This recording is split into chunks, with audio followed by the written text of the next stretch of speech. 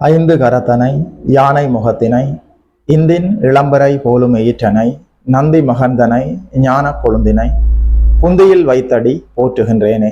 நமக்கு ஜோதிட ஞானத்தையும் கிரியா யோகத்தையும் தந்த குருமார்களுக்கு நன்றி.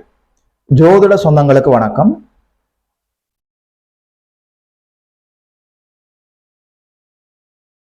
இன்றைக்கு இந்த பதிவில் 2025ஆம் ஆண்டு ஜூலை மாதம் விருச்சிக ராசிக்கு என்ன பலன்கள்னு சொல்லி பார்க்கலாம். விருச்சிக ராசியை பொறுத்த வரைக்கும் 4ஆம் இடத்துல ராகு அமர்ந்திருக்கிறார் குருவின் பார்வையில். 5ஆம் இடத்துல சனி அமர்ந்திருக்கிறார். 7இல் சுக்கிரன். 8இல் குரு சூரியனோடு சேர்ந்து அமர்ந்திருக்கிறார். அங்கே சிவராஜ யோகம் ஏற்பட்டிருக்கிறது. மாதத்தினுடைய நடுப்பகுதியில 15ஆம் தேதிக்கு பிறகு சூரியன் இடப்பெயர்ச்சியாகி புதனோடு சேர்ந்து 9ஆம் இடத்தில் அமர்ந்து விடுவார். 10ஆம் இடத்தில் செவ்வாயும் ராசிநாதன் செவ்வாயும் கேதுவும் சேர்ந்து சூட்சும வலுவோடு அமர்ந்திருக்கிறார்கள். இதுதான் 2025ஆம் ஆண்டு ஜூலை மாதம் விருச்சிக ராசிக்கு கோச்சார நிலைகள். என்ன பலன்கள் சொல்லி பார்க்கலாம். 8ஆம் இடத்துல நிற்கிற இந்த குரு தன்னுடைய சிறப்பு பார்வைகளால 12ஆம் வீடு, 2ஆம் வீடு, 4ஆம் வீட்டை பார்க்கிறார். 12ஆம் வீடு குருவின் பார்வையில் வருகிற போது சுப விரயங்கள் இருக்கும்.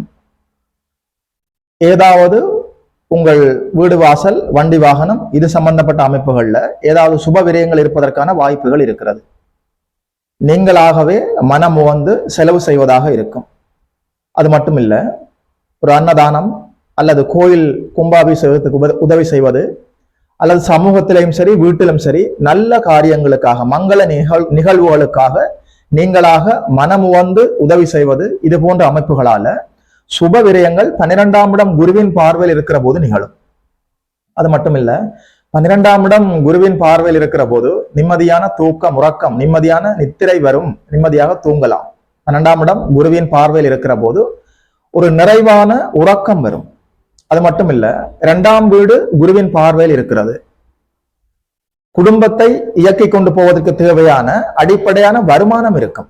குடும்பத்துல நிம்மதி இருக்கும், ஒற்றுமை இருக்கும், உங்கள் வார்த்தைகளுக்கு குடும்பத்துல மரியாதை இருக்கும், ஒரு அங்கீகாரம் இருக்கும், உங்களுடைய பேச்சை எல்லோரும் மதிப்பார்கள். குடும்பத்தில் ஒரு நிறைவான நிம்மதியான சூழல் ஏற்படும். அதில் எந்த சிக்கலும் இல்லை. அது மட்டும் இல்ல, 4ஆம் இடத்துல ராகு அமர்ந்து 4ஆம் வீடும் குருவின் பார்வையில் இருக்கிறது. 4ஆம் இடம் சுகஸ்தானம் வளர்த்திருக்கிற போது குருவின் பார்வையில் சுகஸ்தானம் வளர்த்திருக்கிறது. 8ஆம் இடத்துல குரு இருக்கிறார். 12ஆம் இடம் குருவின் பார்வையில் இருக்கிறது. உங்களுடைய ஆரோக்கியத்திற்கு எந்த குறைகளும் ஏற்படாது. 8ஆம் இடம் சுபத்துவம் அடைகிற போது ஆயுள் ஆரோக்கியம் மேம்படும். ஆயுள் பாவகம், ஆயுள் ஆரோக்கியம் மேம்படும். சுகஸ்தானமும் குருவின் பார்வையில் இருக்கிறது. நிச்சயமாக விருச்சிக ராசிக்காரர்களுக்கு உடல் ஆரோக்கியத்துல எந்த சிக்கலும் வராது. அது மட்டும் இல்ல, இதுவரைக்கும் ஏதாவது உங்களுக்கு அசிங்கம், அவமானம் ஏதாவது ஏற்பட்டிருந்தால் இந்த மாதம் அது அப்படியே விலகிவிடும். உங்களுக்கு ஏற்பட்ட அவமானங்கள் நிச்சயமாக விலகும். அதாவது 8ஆம் இடம் குருவின் இருப்பால சுபத்துவம் அடைந்திருக்கிற போது திடீர் அதிர்ஷ்ட வாய்ப்புகள் கைகூடி வரும். நல்ல வழிகளில, நேர்மையான வழிகளில திடீர் அதிர்ஷ்ட வாய்ப்புகள் கைகூடி வருவதற்கான எல்லா வாய்ப்புகளும் இருக்கிறது. அதாவது மறைமுக தனலாபம், பங்குச்சந்தை லாபம், திடீர் அதிர்ஷ்டம், திடீர் தனலாபம், உழைக்காமல் அடுத்தவர்களுடைய பணம் உங்களுக்கு வருவது, லாட்டரி டிக்கெட் விழுவது, இது போன்ற அமைப்புகளால திடீர் தனலாபம் வருவதற்கான வாய்ப்புகள் ஜூலை மாதம் விருச்சிக ராசிக்காரர்களுக்கு இருக்கிறது. அது மட்டும் இல்ல, 4ஆம் இடம் என்று சொல்கிற போது உங்களுடைய தாயார், உங்களுடைய கல்வி, உங்களுடைய ஆரோக்கியம். அது மட்டும் இல்ல, 4ஆம் இடம் சுகஸ்தானம் வலுவடைகிற போது இயல்பாகவே ஒரு நிம்மதியான சூழல் ஏற்படும். அம்மாவினுடைய உடல் ஆரோக்கியம் மேம்படும். வண்டி வாகனம், வீடு வாசல் இது போன்ற அமைப்புகளால நல்ல அமைப்புகள் உருவாகும். அது மட்டும் இல்ல, 5ஆம் இடம் சனியின் இருப்பால் ஆக்கிரமிக்கப்பட்டிருக்கிற போது உங்களுடைய பூர்வீக சொத்துக்களில் ஏதாவது வில்லங்கங்கள் இருந்தால் இப்போது நீங்கள் கோர்ட்டு கேஸ் என்று நாடக்கூடாது. 5ஆம் இடத்துல சனி அமர்ந்திருக்கிற போது பூர்வீக சொத்துகள் விஷயமாக நீங்கள் இப்போது நீதிமன்றத்தை நாடுவதென்றால் சற்று தள்ளி வைப்பது நல்லது. அது மட்டும் இல்ல, 7ஆம் இடத்துல ஒரு சுக்கிரன் அமர்ந்து ஆட்சி பெற்று நல்லபடியாக ராசியை பார்க்கிறார். அதாவது ராசி 7ஆம் பார்வையாக ஒரு தனி சுக்கிரனுடைய பார்வையில் ராசி இருக்கிற போது ஒரு நிறைவான சூழல் இயல்பாக இருக்கும். கடந்த 2-3 மாதங்களாக இருந்த மன அழுத்தம் விருச்சிக ராசிக்காரர்களுக்கு ஜூலை மாதம் இருக்காது. அது மட்டும் இல்ல, 8ஆம் இடத்துல குரு அமர்ந்து அங்கே சூரியன் அமர்ந்து சிவராஜ யோகம் ஏற்பட்டிருக்கிறது. அதாவது படித்துக் கொண்டிருக்கக்கூடிய மாணவர்களுக்கு நடுப்பகுதி ஜூலை மாதம் நடுப்பகுதி வரைக்கும் ஒரு என்ன பாடம் படிக்கலாம், இதை கண்டினியூ பண்ணலாமா, இல்ல வேற கோர்ஸ் படிக்கலாமா, இது போன்ற அமைப்புகள் சற்று குழப்பமாக இருந்தாலும் மாதத்தினுடைய நடுப்பகுதியில சூரியன் இடப்பெயர்ச்சியாக புதனோடு சேர்ந்து 9ஆம் இடத்தில் வந்து அமர்ந்து விடுவார். வித்யாகாரகன் புதன் சற்று வலிமை அடைகிறார் பாக்கியஸ்தானத்துல. அதனால மாதத்தினுடைய நடுப்பகுதிக்கு பிறகு கல்வி கற்றுக்கொண்டிருக்கக்கூடிய மாணவர்களுக்கு ஒரு தெளிவான சிந்தனை பிறக்கும். கல்வியில சற்று தெளிவாக முன்னேற்றமாக போகலாம். அது மட்டும் இல்ல, என்ன இருந்தாலும் ராசி குருவின் பார்வையில் இருக்கிறது, அதாவது ராசி தனி சுக்கிரனின் பார்வையில் இருக்கிறது, 12ஆம் இடம் குருவின் பார்வையில் இருக்கிறது, 2ஆம் இடத்துக்கு குரு பார்வை இருக்கிறது, 4ஆம் இடம் சுகஸ்தானம் குருவின் பார்வையில் இருக்கிறது. அதனால உங்களுடைய ஆரோக்கியம், உங்களுடைய வருமானம், உங்களுடைய குடும்பம், இது போன்ற அமைப்புகள்ல எந்த சிக்கலும் இல்லை. இந்த இடத்துல அதாவது விருச்சிக ராசிக்காரர்கள் ஒரு சின்ன ட்விஸ்ட் இருக்குது. 10ஆம் இடத்துல செவ்வாய் அமரலாம். 3, 6, 10, 11 சொல்லப்படக்கூடிய உபஜய ஸ்தானங்கள்ல செவ்வாய் அமரலாம். அதை சனியோடு சேராமல், ராகுவோடு சேராமல், சூட்சும வலுவாக கேதுவோடு சேர்ந்து அமர்ந்திருக்கிறார். அது வரைக்கும் ஓகே.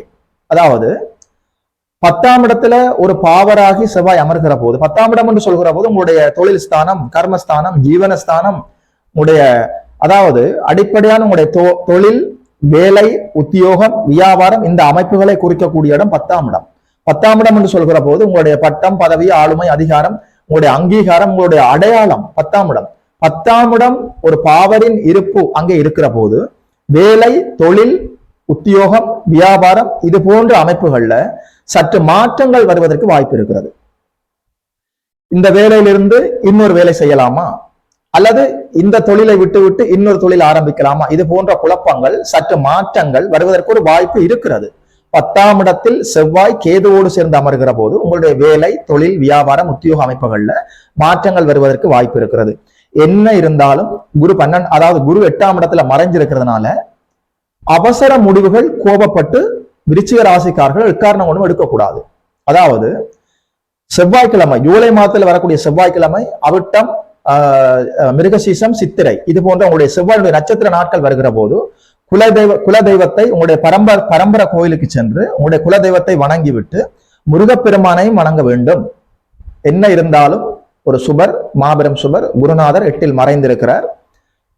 10ஆம் இடத்தில் இயற்கை பாவராகி என்னதான் ராசிநாதனாக இருந்தாலும் செவ்வாய் 10ஆம் இடத்தில் அமர்ந்திருக்கிற போது வேலை, தொழில், உத்தியோகம், வியாபார விஷயங்கள்ல மாற்றங்கள் வருவதற்கு வாய்ப்பு இருக்கிறது. கோபப்பட்டோ, அவசரப்பட்டோ, டென்ஷன், பதட்டம், நிதானம் இழந்தோ, அதாவது உங்களுடைய கோபத்தால எந்த முடிவும் எடுக்கக்கூடாது. விருச்சிக ராசிக்காரர்களுக்கு ஜூலை மாதம் வருமானத்தில் ஒரு குறையும் இருக்க போறதில்லை. ராசிய சுக்கிரன் பார்க்கிறார். குடும்பம் நல்லபடியாக இயங்கிக் கொண்டிருக்கும். சுகஸ்தானம் குருவின் பார்வையில் இருக்கிறது. ஆரோக்கிய குறைவுகள் ஏற்படாது. 12ஆம் இடம் குருவின் பார்வையில் இருக்கிறது. நிம்மதியான உறக்கம் வரும். ஆனால் 10ஆம் இடத்தில் செவ்வாய் அமர்ந்திருக்கிற போது வேலை, தொழில், உத்தியோகம், வியாபார அமைப்புகள்ல அவசர முடிவுகள் எடுக்காமல் இருப்பது நல்லது. 8, 12ஆம் இடங்கள் சுபத்துவம் அடைந்திருக்கிற போது உங்களுடைய நீங்கள் வெளிநாடு, வெளி மாநிலம், வெளி தேசம், வெளியூர், வெளி மாவட்டம், இது போன்ற வெளி தேச அமைப்புகள் உங்களுக்கு சற்று செயல்பட காத்திருக்கிறது. உங்களுடைய பிறந்த ஜாதகத்துல வெளிநாடு செல்வதற்கான துல்லியமான அமைப்புகள் இருந்தால் ஜூலை மாதம் வெளிநாடு செல்வதற்கு விருச்சிக ராசிக்காரர்களுக்காக எல்லா அமைப்புகளும் துல்லியமாக, தெளிவாக இருக்கிறது. 8, 12ஆம் இடங்கள் பரிபூர்ண சுபத்துவம் அடைகிற போது வெளிநாட்டு கனவுகள் நிறைவேறும். அதனால விருச்சிக ராசிக்காரர்களுக்கு ஜூலை மாதம் 2025ஆம் ஆண்டு அப்படி ஒன்றும் கெடுபலன்களாக இல்லை. நீங்கள் கோபப்படாமல், அவசரப்படாமல், நிதானமாக முடிவெடுத்து செவ்வாய்க்கிழமைகளில் முருகப்பெருமானை வழிபட்டு உங்களுடைய நட்சத்திர நாட்களில், குறிப்பாக மிருகசீசம், அவிட்டம், சித்திரை நட்சத்திர நாட்களில் முருகப்பெருமானை வணங்கி வாழ்ந்து வர ஜூலை மாதம் அப்படி ஒன்றும் கெடுபலன்களாக விருச்சிக ராசிக்காரர்களுக்கு இல்லை. விருச்சிக ராசிக்காரர்களுக்கு ஜூலை மாத பலன்களை எல்லாம் சொன்னதில் ஒரு ஜோதிடனாக எனக்குமே மகிழ்ச்சி, ஆனந்தம். 2025ஆம் ஆண்டு ஜூலை மாதம் எல்லா ராசிக்காரர்களுக்குமான ராசி பலன்களை பேசிக் கொண்டிருக்கிறோம். பார்க்காதவர்கள் சென்று பார்த்து பயன்பெறுங்கள். யோகி மதன் அஸ்ட்ரோஸ் என்ற யூடியூப் சேனலை சப்ஸ்கிரைப் செய்திருக்கின்ற அனைத்து தோழர்களுக்கும், தோழிகளுக்கும் என் மனப்பூர்வமான நன்றிகள். இதுபோல இன்னும் ஒரு அற்புதமான வீடியோவில் சந்திக்கிறோம். நமஸ்காரம்.